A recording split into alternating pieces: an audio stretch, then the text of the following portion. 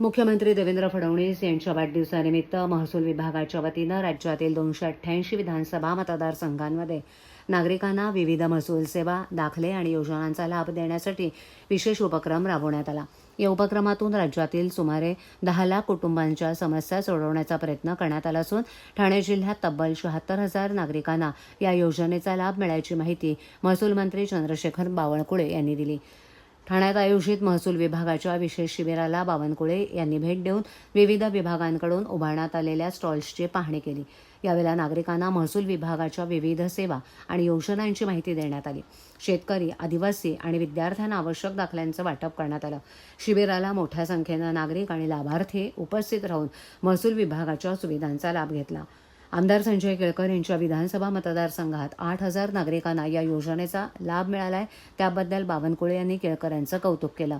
जिल्ह्याचा उत्तम लोकप्रतिनिधी कसा असावा याचं उदाहरण संजय केळकर यांनी घालून दिलं आहे, असं ते म्हणाले. मुख्यमंत्री देवेंद्र फडणवीस हे वाढदिवस साजरा करण्याऐवजी सेवा कार्याला प्राधान्य देतात.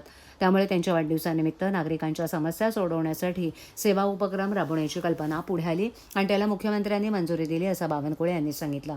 दरम्यान भाजपाच्या वतीनं मुख्यमंत्री फडणवीस यांच्या वाढदिवसानिमित्त रक्तदान शिबिराचं आयोजन करण्यात आलं. प्रदेशाध्यक्ष रवींद्र चव्हाण यांनी या उपक्रमाला सुरुवात केली असून रक्तदानाच्या माध्यमातून गरजू रुग्णांना मदत करण्याचा प्रयत्न असल्याचं बावनकुळे म्हणाले. शिबिरानंतर पत्रकारांशी अनौपचारिक संवाद साधताना बावनकुळे यांनी महसूल विभागातील जुन्या पद्धती आणि ब्रिटिशकालीन कायद्यांमध्ये बदल करण्याच्या दिशेनं शासन काम करत असल्याचं सांगितलं. महसूल विभागाच्या सेवा अधिक सुलभ, पारदर्शक आणि गतिमान आणि नागरिकाभिमुख करण्यावर शासनाचा भर असल्याचं ते म्हणाले. ठाणे जिल्ह्यातील विविध विकास कामांसाठी महसूल विभागानं महत्त्वाचे निर्णय घेतल्याचं बावनकुळे यांनी सांगितलं. कल्याण आसनगाव 4थ्या रेल्वे मार्गासाठी जमीन, बाबगाव येथे भाजीपाला बाजारपेठेसाठी जागा, ठाणे आरटीओसाठी जागा तसंच 13.73 हेक्टर जमीन कांदळवनासाठी देण्यात आल्याची माहिती त्यांनी दिली.